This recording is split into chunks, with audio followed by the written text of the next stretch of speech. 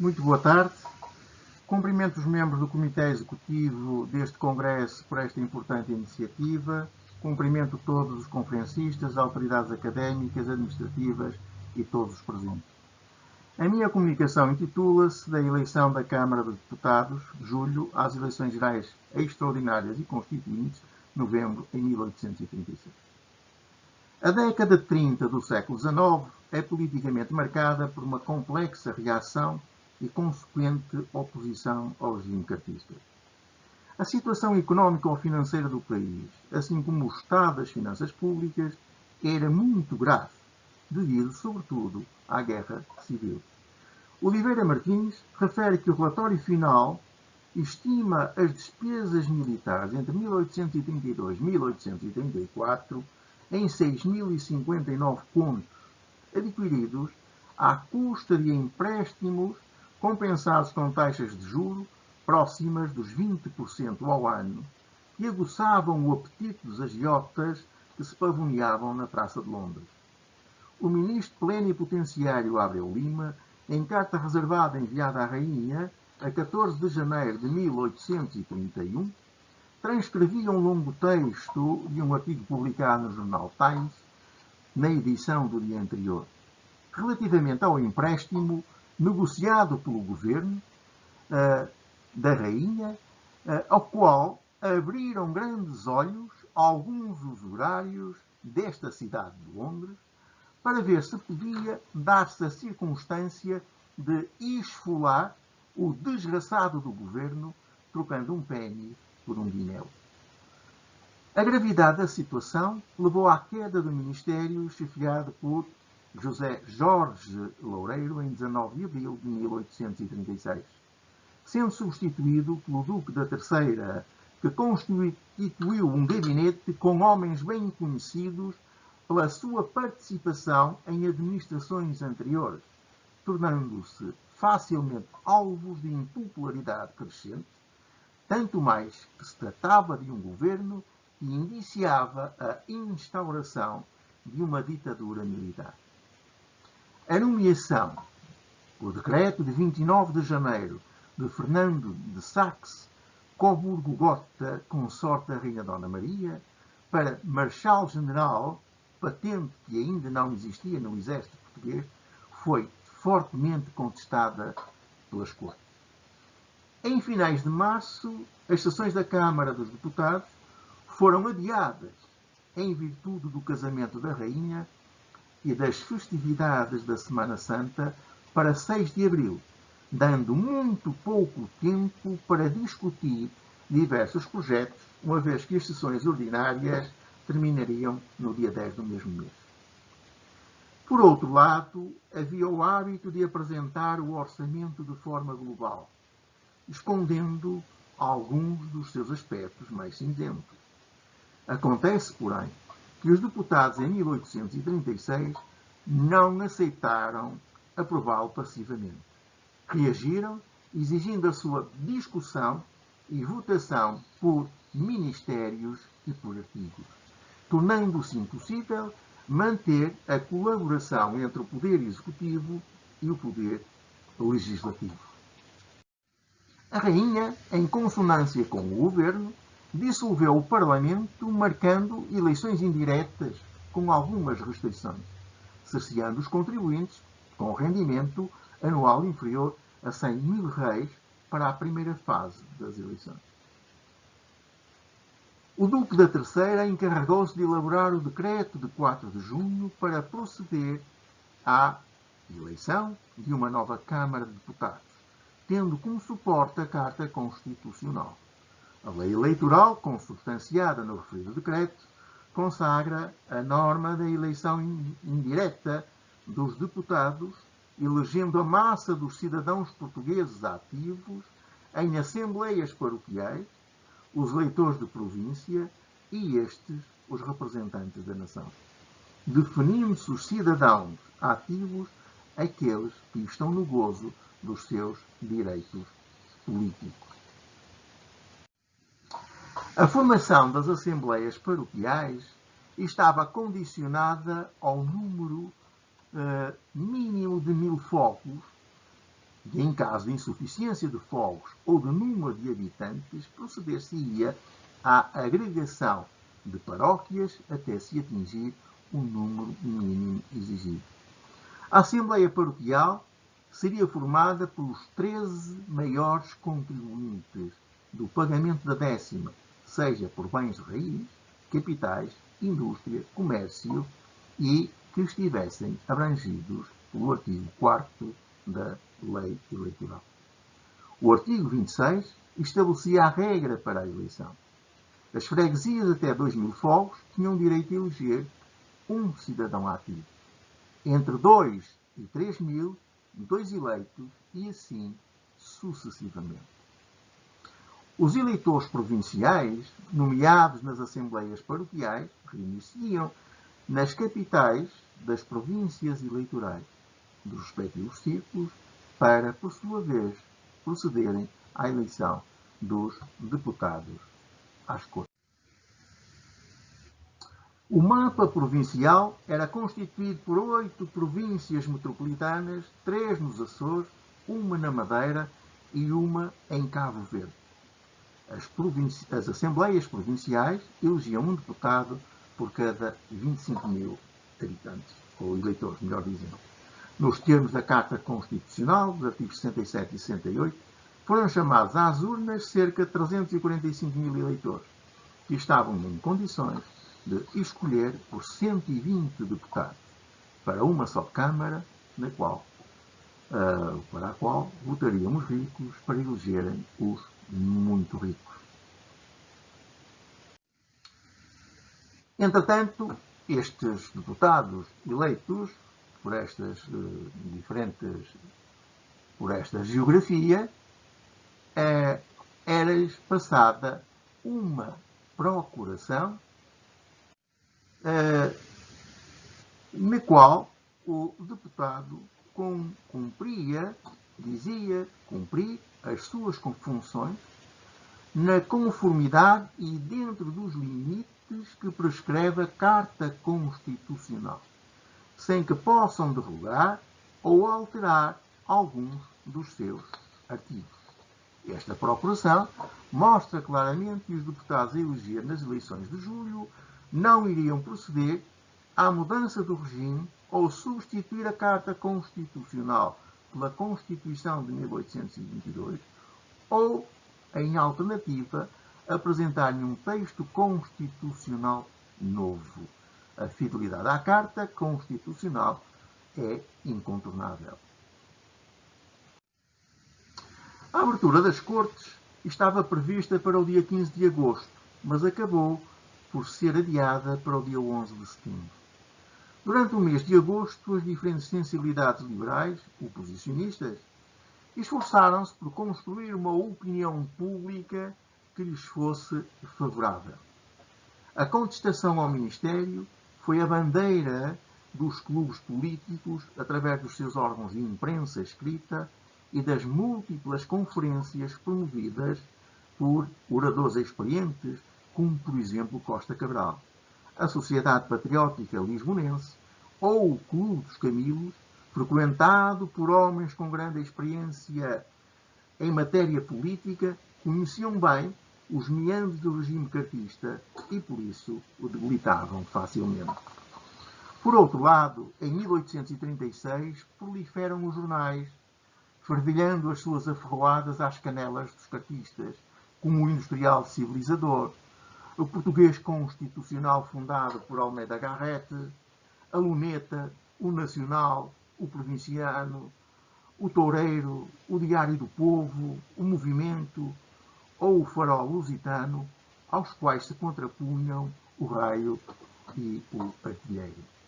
A convocação de eleições extraordinárias às Cortes tinha como objetivo afastar do Parlamento as vozes da oposição que contestavam a legitimidade cartista e o seu modelo de governação. A chegada da nova leva de deputados às Cortes extraordinárias não resolve o problema, porque trouxe mais 12 oposicionistas do que a de votação anterior, cujo ruído antes da abertura da sessão prevista para 15 de agosto deu início a uma nova era revolucionária. De facto, o desembarque dos deputados do Norte a bordo do navio Napier no Rio Tejo, no dia 9 de setembro, foi recepcionado entusiasticamente, mas a sua chegada foi preparada de tal modo que tanto populares como setores dos trabalhadores arsenalistas e fabris, algum setor do espectro burguês e mercantil alinhassem ao lado do discurso oposicionista que transformou o slogan Viva a Constituição e morra a Carta, que é o sinal de que iria assistir-se a uma mudança de paradigma político. À medida que o dia ia escurecendo, a manifestação de apoio aos deputados do Norte transforma-se em movimento insurrecional. Os batalhões da Guarda Nacional, sob o comando do coronel Pimenta, barão de Campanhar, num discurso que pretendia ver reforçado o apoio ao governo, foi interrompido pelos soldados que orgulhosamente davam vivas à Constituição. Sem opinião pública, sem as forças militares, o poder estava fragilizado. Os revoltosos, por sua vez, amotinaram-se em Campo de Ourique, aguardando um desfecho positivo às suas aspirações. No dia 11 de setembro foi decretado, então, que se procedesse à reunião das Cortes Gerais e Constituintes, cujo ato eleitoral foi regulamentado pelo decreto de 8 de outubro e teria lugar nos dias 20 de novembro. Entretanto, as dificuldades acumulavam-se, pois as dissidências multiplicavam-se no seio dos liberais entre a moderação e a radicalização. São deputados conotados de moderadores Passos Manuel pelo Círculo do Porto, Liberato Freire de Carvalho pelo Círculo de Lisboa e Leonel Tavares Cabral, também pelo Círculo de Lisboa, que, malgrado os seus esforços, não conseguiram entender-se com a ala centro-direita do setembrismo, os ordeiros. Pretendia-se a revisão da Constituição de 1822 e dotá-la de instituições que fossem aceitáveis tanto pelos cartistas como pelos governos constitucionais europeus, a França, a Inglaterra, a Bélgica e a Espanha. Não sendo possível um compromisso tácito com o centro-direita, os moderadores aproximaram-se da extrema-esquerda de José Estevão Carvalho de Magalhães, Círculo de Aveiro, e de Manuel dos Santos Cruz, do Círculo de Santarém. As eleições seriam realizadas por sufrágio direto, tendo direito ao exercício do voto os cidadãos portugueses que estivessem no uso dos seus direitos políticos, discorrendo-se nos artigos 1º e 2º sobre o conceito de cidadão português e as situações em que ocorria a perda dessa qualidade. Ao contrário das eleições de julho, que se faziam por etapas, eleições paroquiais e eleições provinciais, as eleições às Cortes Gerais extraordinárias e constituintes fizeram-se por divisões eleitorais de uma só instância e não por província, sendo o território continental desenhado em 27 divisões eleitorais e nestas divisões eleger-se-ia um deputado por cada 25.000 a 30.000 habitantes, estabelecendo-se, conforme o recenseamento, o número de deputados a eleger por cada divisão eleitoral. Os deputados foram mandatados para alterarem a Constituição, suprimindo artigos ou acrescentando outros, promovendo a atualização da Constituição de 1822. O tempo político, porém, rapidamente ultrapassou a visão vintista projetada 14 anos mais tarde, até 1836. Nestas eleições, serviram praticamente para consolidar a ideologia vintista, uma vez que os cartistas se recusaram a concorrer, exceção feita aos deputados que tomaram assento no Congresso, Francisco António Pereira de Lemos, Bernardo Gorjão Henriques e o Barão de Leiria. Não aceitaram o mandato os cartistas Ferreira Pestana, Mouzinho de Albuquerque e Gerves de Atouguia, eleitos pela divisão eleitoral da Madeira. Alguns candidatos ao Parlamento concorreram por várias divisões eleitorais, de onde saíram eleitos simultaneamente. A lei eleitoral previa que o lugar de proprietário, deputado, pudesse ser ocupado por um substituto igualmente eleito. Por exemplo, Passos Manuel foi eleito por Braga, Porto, Viseu, sendo substituído em Braga por Almeida Garrett e em Viseu por Paulo Midozzi.